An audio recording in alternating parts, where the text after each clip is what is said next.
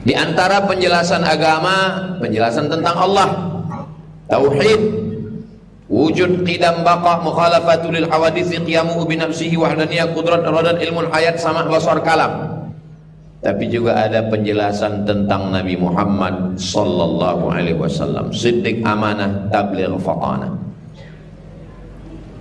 Nabi Ibrahim alaihissalam tidak punya kekuasaan, tidak punya kerajaan, tidak punya wilayah teritorial, tidak punya pasukan bala tentara. Dia hanya seorang nabi, rasul, utusan Allah, menyampaikan pesan-pesan risalah kenabian. Setelah itu dia meninggal dunia.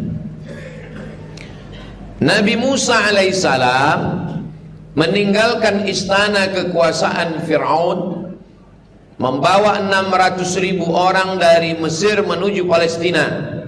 Tapi beliau tidak sampai ke Palestina karena di gurun Sinai, dataran pasir, beliau meninggal dunia di sana. Artinya beliau tidak pernah berkuasa, tidak pernah jadi pemimpin suatu negara kerajaan. Perjalanan Bani Israel dari Mesir itu dilanjutkan oleh murid beliau bernama Yusha bin Nun.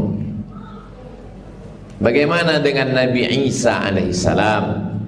Nabi Isa tidak punya kekuasaan. Ketika berkoalisi antara Yahudi dengan orang-orang Romawi, karena Romawi menganggap keberadaan Nabi Isa ini ancaman terhadap kekuasaan, Yahudi pun menganggap Nabi Isa ini ancaman. Akhirnya berkoalisi Yahudi dengan Romawi untuk membunuh Nabi Isa. Untuk mengetahui di mana persembunyiannya, mereka sogok salah satu murid Nabi Isa bernama Yudas Iskariot. Maka ketika mereka ingin menangkapnya, diceritakan Allah dalam Al-Quran, wa ma qataluhu, mereka tidak berhasil menangkap Nabi Isa. Wa ma salabuhu, mereka tidak berhasil menyalib Nabi Isa. Walakin syubbiha lahum, ada orang lain yang wajahnya diserupakan dengan Nabi Isa, dialah yang ditangkap dan disalib menurut Al-Quran, dan dia adalah Yahuza atau Yudas Iskariot. Lalu bagaimana dengan Nabi Muhammad sallallahu alaihi wasallam? Nabi Muhammad selama di kota Makkah Al-Mukarramah 40 tahun sebelum turun wahyu, dia bukan penguasa, dia bukan raja, dia manusia biasa, dia pedagang, pengembala kambing. Setelah turun wahyu selama 13 tahun, dihina, dicaci, dilempar batu, berdarah kakinya, menetes darah dari pelipisnya, retak rahangnya. Dia tidak punya kekuasaan. 13 tahun lamanya. Perjalanannya ke Taif, lebih kurang 100 km dari Makkah, tidak disambut dengan tala'al badru alaina. Mereka sambut dengan lemparan batu, kayu, tulang onta, kotoran, najis. Dia tidak punya bala tentara.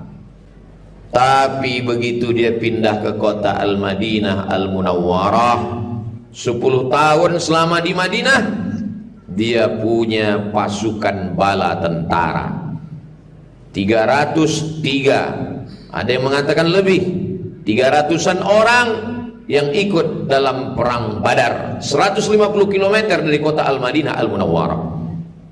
Pemimpinnya adalah Sayyidina wa Maulana wa Syafi'ina Muhammad sallallahu alaihi wasallam. Itu terjadi pada 2 tahun setelah pindah ke kota Al-Madinah Al-Munawwarah. Nabi panglima perang, Nabi punya pasukan. Pada tahun ke-8, 10.000 pasukan dari kota Makkah, lengkap dengan baju besinya, tamengnya, tombaknya, tongkatnya, panahnya, pedangnya. Ada yang berkuda, ada yang naik unta, ada yang jalan kaki. Mereka memasuki kota Makkah Al-Mukarramah. Nabi Muhammad SAW sebagai panglima tertingginya, panglima yang mengatur pasukannya adalah Sa'ad bin Ubadah. Nabi sebagai pemimpin, dia punya wilayah teritorial. Setelah Makkah ditundukkan pada tahun ke-8, wilayah kekuasaannya adalah Makkah dan Madinah. Siapa penduduknya? Penduduknya adalah orang Makkah, muhajirin, ada orang Madinah, Ansar, ada orang yang tidak Islam, Yahudi Bani Nadir, Yahudi Bani Quraidah, Yahudi Qainuqa, Yahudi Khaybar. Dia punya wilayah kekuasaan, dia punya rakyat, dia punya masyarakat, dia punya tentara, dia punya pengawal. Makanya ada satu tiang di Masjid Nabawi, tepatnya di Taman Raudhah. Nama tiang itu Ustuanatul Haris. Haris artinya penjaga, pengawal. Karena Nabi dikawal dan dijaga oleh Sayyidina Ali karramallahu wajhah. Nabi SAW punya staf, mengambilkan air wuduknya, menyiapkan terompahnya. Dia adalah Sayyidina Anas bin Malik radhiyallahu anhu. Nabi adalah seorang pemimpin. Lalu apa kitab undang-undang yang dipakai? Kitab yang dipakai adalah Al-Quran. Penjelasannya adalah ucapan dan perbuatan Nabi. Itulah dia sunnah Nabi Muhammad sallallahu alaihi wasallam. Maka cukuplah rukun negara pada pemerintahan Nabi di kota Al-Madinah Al-Munawwarah. Apa rukun negara? Ada 5. Yang pertama, pemimpin Nabi Muhammad sallallahu alaihi wasallam. Yang kedua, wilayah, kota Makkah dan kota Madinah. Yang ketiga, rakyat. Ada Muhajirin, ada Ansar, ada Aus, ada Khazraj, ada Arab, ada non-Arab, ada Yahudi, Bani Nadir, Bani Quraidah, Bani Qainuqa, Yahudi Khaybar. Yang keempat, ada hukum Al-Quran dan Sunnah. Ada hubungan bilateral dengan negara lain. Ketika Indonesia diakui sebagai sebuah negara, maka Mesir mengakui kemerdekaannya. Mufti Palestina Syekh Amin Al-Husaini mengakui kemerdekaan Indonesia. Bagaimana dengan pemerintahan Nabi? Nabi berkirim surat ke Raja Mesir, namanya Jirjis, panggilannya Muqawqis, agamanya Kristen Ortodok Koptik, dan hubungan bilateral itu terjalin dengan baik. Bertetangga, negara tetangga mengirimkan hadiah. 1 ekor kendaraan lebih besar dari keledai, lebih kecil dari kuda, namanya Bighal. Dikirimkan kain putih, disimpan Nabi. Dikirimkan madu asal banha, diminum Nabi. Diberikan 2 orang perempuan, 1 namanya Sirin. Diberikan Nabi kepada penyairnya yang belum menikah, namanya Hasan bin Thabit. Lalu Sirin ini punya kakak perempuan namanya Maria Al-Qibtiyah. Dari Maria ini lahir seorang anak Nabi bernama Ibrahim, meninggal umur 18 bulan. Makamnya di Baqi di samping Masjid Nabawi. Nabi berkirim surat kepada Raja Persia, Kisra. Raja Persia menyobek-nyobek surat Nabi.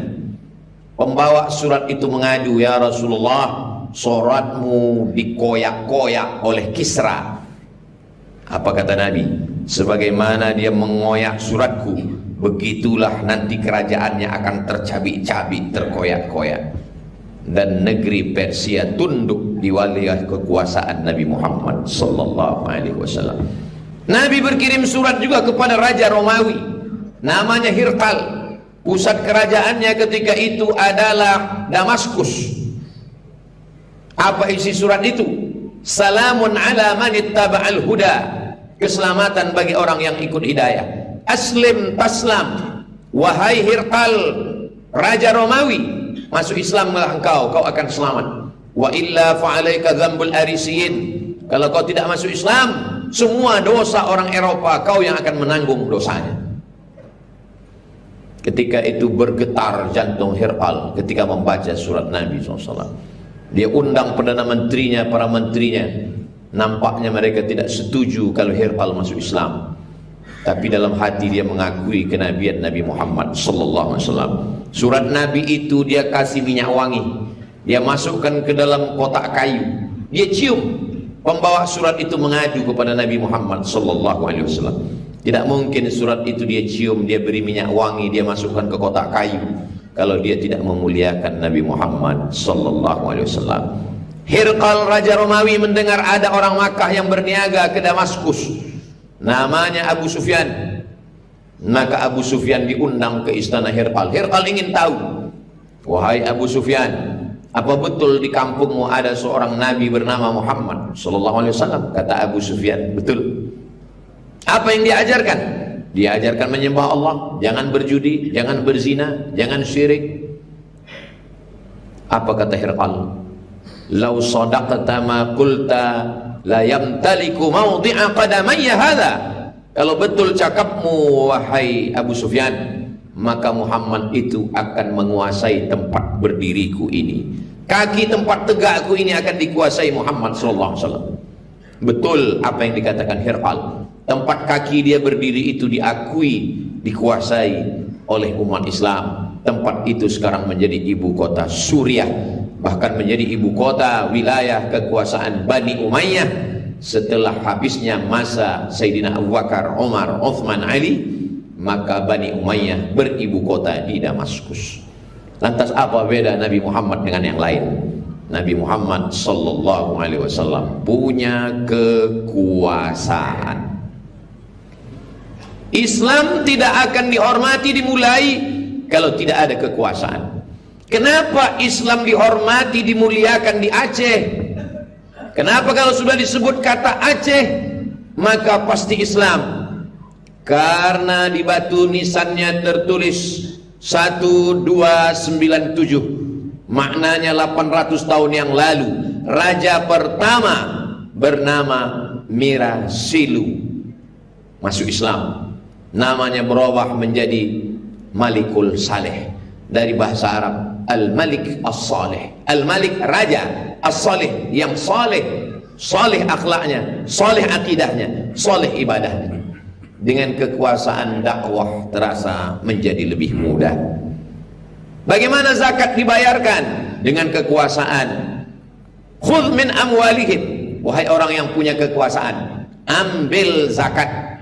Dalam konteks sekarang, wahai gubernur, wahai bupati, wahai wali kota, tidak bisa selesai dengan kantor Basnas, tidak selesai dengan ceramah dan khutbah tausiah, tidak selesai dengan anjuran, mesti dengan perda, peraturan daerah, ASN, BUMD, BUMN, perusahaan wajib membayarkan zakat 2,5% dengan kekuasaan. Sholat berjamaah, sholat berjamaah tidak selesai dengan azan berkumandang. ASN, pegawai, perda, sholat berjamaah zuhur dan asar, karena subuh belum datang ke kantor, maghrib isya sudah pulang kantor, terjaga, terpelihara. Begitulah segenggam kekuasaan dipakai menolong agama Allah subhanahu wa ta'ala. Orang Melayu membaca kitab fiqih Sabilal Muhtadin. Siapa yang menulis Sabilal Muhtadin? Sabilal Muhtadin ditulis oleh Syekh Muhammad Arsyad Al-Banjari. Dia adalah ulama yang dikirim oleh Sultan Kerajaan Banjar, dikirim ke tanah suci Makkah Al-Mukarramah belajar agama Islam. Mudah dengan APBD mengirim anak bangsa yang rajin, yang cerdas, belajar di Tarim Hadramaut Darul Mustafa, belajar di Al-Ahqaf University, belajar di Al-Azhar dengan segenggam kekuasaan.